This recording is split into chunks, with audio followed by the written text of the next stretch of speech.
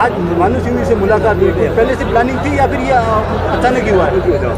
मेरे उनसे अच्छे संबंध आज जब हम जा रहे थे, बीच में आ रहे थे, बात हो गई, मुलाकात हो गई। वो जो किसी न किसी को पसंद करता है, आपस में मन मिले होते हैं, उनकी तो मुलाकातें होती हैं। ये तो आप मुझे पूछते हैं वसुंधरा अगर सड़क पर मिल जाती या कांग्रेस के वो नेता या बीजेपी के वो नेता जिन जो हमेशा मेरे, अगर उनसे मेरी मुलाकात होती तो ये सवाल हो सकता था। ये सवाल नहीं है, तो मिलते ही रहते हैं, उनमें नई बात क्या, हम भी सबसे मिलते हैं।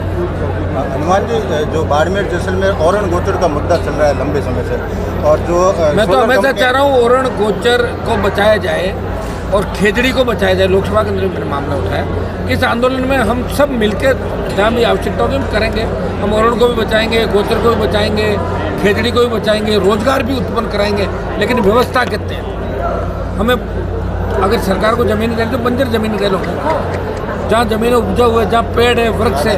कुछ लोगों के स्वार्थ के लिए अगर इस तरह आप करोगे तो प्रकृति के साथ खिलवाड़ होगा। और ये जो घटनाएं घट रही उत्तराखंड की, या भूकंप आ रहे हैं, या ज्वालामुखी फट रहे हैं, या सुनो मेरे, कहीं न कहीं प्रकृति के साथ अनावश्यक आप छेड़खानी करोगे, निश्चित रूप से प्रकृति कभी माफ नहीं करती। पूरे राजस्थान में पेयजल की स्थिति अभी खराब है, गर्मी आने वाली है। पूरे राजस्थान में सारी स्थिति खराब है। किसकी अच्छी है पहले ये बताओ? भजन लाल जी की खुद की स्थिति अच्छी है और उनके 7-8 मंत्री, हमारे जैसे जलदाई मंत्री से लेकर 7-8 जिनके रोज नाम आ रहे हैं, इनकी स्थिति अच्छी है। सारे ठेके ले लिए, मौज मस्ती कर रहे हैं, इनके परिवारों की स्थिति अच्छी है। राजस्थान की स्थिति खराब है और कांग्रेस को नेताओं की अच्छी है, जो 5 साल जम के राजस्थान को लूटा, वो पचा रहे हैं। बीजेपी से मिल रही है, बीजेपी जांच नहीं कराएगी, हो गया मामला। तो ये इस तरह के हालात राजस्थान के, तीसरे विकल्प की आवश्यकता राजस्थान को डबल इंजन की सरकार होने के बाद में बजरी की लीज की इसी क्यों नहीं जारी की जा रही है? और आप तो मुझे ये बताओ कि बजरी माफिया को भगा दिया, ये कम बात है क्या? बजरी माफिया को छोटा था क्या? तो गहलोत को भी जेब में रखता था, वसुंधरा को जेब में रखता था, और भजन लाल जी को जेब में लेकर घूम रहा है। बजरी माफिया का इलाज किया आरएलपी पार्टी ने। लीज देनी मेरे हाथ में नहीं, लेकिन मैं आपको विश्वास दिलाता हूँ जल्दी इसी भी जारी होगी। आम आदमी को 50 रुपये, 60 रुपये, 100 रुपये टन के हिसाब से बजरी मिलेगी।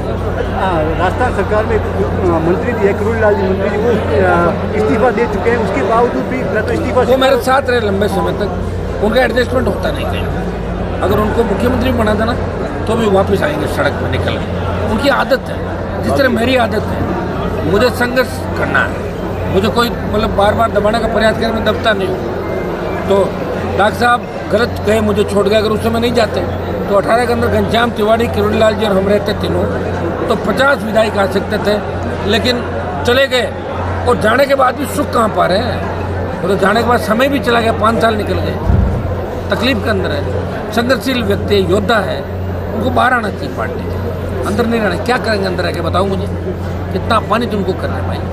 बंगला कैंसिल कर दिया, भाई को बीजेपी ने हरवा दिया, उनके साथ उनको जो डिपार्टमेंट दिया वो डिपार्टमेंट समझ में नहीं आता। मैं कभी मुझे लग रहा कि कुर्ता पजामा में से उनको कुर्ता पहना दिया और पजामा नहीं दिया। ऐसा ही तो डिपार्टमेंट दिया, पंचायत राज दे दी उनको, दिलावर को, इनको दे दी एग्रीकल्चर नहीं, कृषि और ग्रामीण विकास, उनमें भी आधा।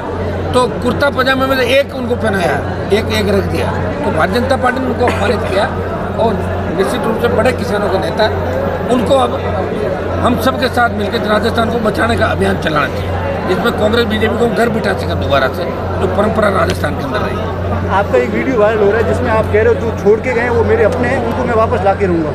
छोड़ गए जो आरएलपी छोड़ कर गए वो मेरे अपने हैं, मैं उनको वापस ला कर ही मानूंगा। ऐसा एक वीडियो जो छोड़ के कितने गए उनमें से कुछ को लाऊंगा वापस, सारों के लाऊंगा। जिनका इलाज करना उनका इलाज भी तो करूँगा, ज़्यादातर का इलाज करूँगा। जिन्होंने ज़्यादा तकलीफ दी उनका इलाज करूँगा, और कोई कम तकलीफ पड़ा उनको झुंड में वापस ले आऊँगा। अपना भी आ जाएंगे, लाने की जरूरत नहीं। तो उम्मीदवार ने ज़्यादा दिए कम दिए तकलीफ? छोटा। तो क्या ये माना जाए कि आरएलपी राजस्थान के अंदर एक्टिव मोड के अंदर आएगी? तो आपको नहीं लग रहा है क्या एक्टिव मोड राजस्थान के अंदर? सर आपका बहुत देर बाद 11 बजे 3 बजे से बैठे हैं, 11 बजे मेरी बात की। राजस्थान की आदत नहीं है ना, मैं क्या करूँगा यार? लोग 2 घंटे लड़ते हैं, 3 घंटे आराम चाहते हैं। धैर्य नहीं लोगों के अंदर। मैंने धैर्य मजबूत किया ना, एक पार्टी बनी आरएलपी, बन गई बीएपी, अब आ जाएगी सत्ता के अंदर आरएलपी। देखिए अब हिम्मत धीरे धीरे होगा ना। पहले लड़ाई लड़ी लोगों ने, मैं क्या करूँ बताऊँ? मैं अगर 50 साल पहले आ जाता तो पहले बना लेता, पार्टी सत्ता में आ जाता। लग रहे हैं, प्रयास करें, बहुत लंबा चौड़ा राजस्थान है, उसमें प्रत्येक गांव के अंदर आज आरएलपी का फॉलोअर हो गया है। बहुत बड़ी बात है कि आरएलपी को चाहने वालों की संख्या दिन पर दिन बढ़ती जा रही है। और सोशल मीडिया के साथ साथ सड़कों पर भी इस राष्ट्रीय लोकतांत्रिक पार्टी को संघर्ष करते हुए देखता हूँ। और तो और हरियाणा, यूपी, दिल्ली, पंजाब के किसानों को जरूरत पड़ी तो भी राष्ट्रीय लोकतांत्रिक पार्टी ने मजबूती से उन किसानों की बात रखी और उनका नेतृत्व करने का काम किया किसान जवान। आरएलपी का गढ़ जो फ्यूचर था इस बार उपचुनाव में हार गए, क्या वजह रही? देखिए सुनो, मैंने आपको क्या कहा कि सारे ही लोग एकजुट हो जाए। वैसे तो एमएलए मैं ही था आरएलपी का, मैं एमपी मेरे घर से बना लेता, एमएलए रह जाता तो कौन आ रहा था मुझे? मैंने कहा लोगों को देखे, लोग मैं लड़ रहा हूँ, एक एमएलए तो कोई सीएम नहीं बन रहा था। लोग क्या पता आगे 28 में मेरा साथ देंगे, लोगों को देखे सही। लोग ठीक है 95,000 पे आ गए, कांग्रेस समाप्त हो गई वहाँ पे। तो वोट आज तक का हाईएस्ट वोट मिला और जो जीता है वो तो मेरी पार्टी का जो सिपाही था, मेरे साथ ही था 20-25 साल। लोभ लालच के अंदर उनके झांसे के अंदर आ गया।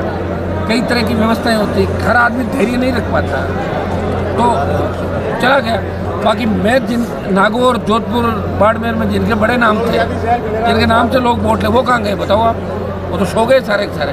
अब तो हमारे अपने ही हमसे लड़ रहे हैं, अपने लड़ रहे हैं तो अपने ज़्यादा नहीं लड़ पाए। मैं जानता हूँ वो कितने एक समय तक लड़ सकते हैं, मेरे साथ रहे इसलिए कमज़ोर नहीं हुए। फ्यूचर में वोट बैंक बढ़ा, 95,000 हाईएस्ट वोट अपने। अगली बार आ जाएगी वापस सीटें, कहाँ जा रही है? अभी आपने एक भाषण में आपने एक बात बोली कि सामंतों के आगे लोगों ने पगड़ियाँ तक उतार दी। हाँ, फ्यूचर में राजा के आगे कोई पगड़ी रखता है, वीडियो वायरल हो रहा है, तो उनको खुद को इस तरह नहीं करना चाहिए। उनको पगड़ी के लिए मना करना है कि भाई आप प्लीज पगड़ी नहीं। ये बहुत गलत मैसेज गया पूरे देश प्रदेश। और इसलिए हुआ कि फ्यूचर की सीट भाजपा जीती। अगर मेरी पार्टी जीती होती तो ये वहाँ बैठते नहीं ज़्यादा टाइम, बाहर ही घूमते रहते।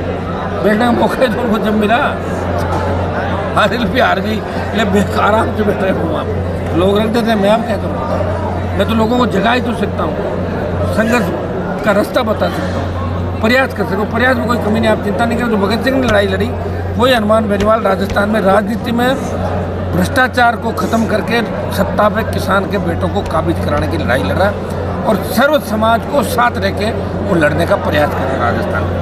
हनुमान जी, आपने कहा कि जो बाड़मेर में आप पे हमला हुआ था उसमें अशोक गहलोत का भी हाथ था, सीधी अशोक गहलोत के एक पंजाब सरकार का जो वहाँ से डेपुटेशन IAS था, डेपुटेशन लाए थे, जो यहाँ के शराब माफिया सबसे बड़े हमारे समाज के थे, हमारे समाज के अध्यक्ष, उनका दामाद था और वो सीएम का खास था।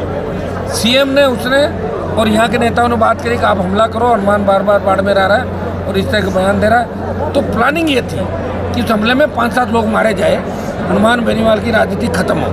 लेकिन तेजाजी महाराज की कृपा थी कि इतना बड़ा हमला, फायरिंग, तलवारों से हमला, गाड़ी पे पत्थर, लेकिन चोट किसी के नहीं आई। और बच्चों ने बाद में कहा था पुलिस के साथ हम एक लड़का जाने दो यार, जो होना हो गया, और हम लड़ाई लड़ेंगे। हमने प्रिविलेज के माध्यम से लड़के और उन अधिकारियों को ठीक किया, मुकदमे भी दर्ज हुए, उन मुकदमों के अंदर गिरफ्तारी भी होगी, जल्दी गिरफ्तारी होगी। उसमें हो सकता है कुछ बड़े नाम भी आ सकते हैं, गिरफ्तार हो सकते हैं बड़े लोग। में हरीश चौधरी का भी नाम था, आप कई बार कहते हैं कि उनको मैं जेल भिजवा दूंगा, कोई कार्रवाई हुई इसमें, कुछ प्रोसेस आगे बढ़ा? ये तो कैलाश जी ने भी कहा था, आपने उनको पूछा क्या? वो मिलते तो जरूर पूछते, उसके बाद मिले ही मिलने के आ जाएंगे। अभी है कुंभ स्नान के बाद आ रहे हैं, उस बाड़मेर के दौरे पे एक बार उनसे भी पूछना। गाड़ी तो उनकी थी, उनकी गाड़ी थी और उनके बुलावे पे मैं बाइतू आया था। आपको पता है जब गठबंधन में हम थे, उनके बुलावे पे आया था। कायदा तो ये था कि मेजबान वो थे, मैं मेहमान था और उनको सारा काम का ध्यान रखना था। वो नहीं रख पाए, लेकिन मैं रख रहा हूँ ध्यान, समझ गए आप? पूरा रख रहा हूँ ध्यान, सारा काम समय पर ठीक हो जाएगा। आप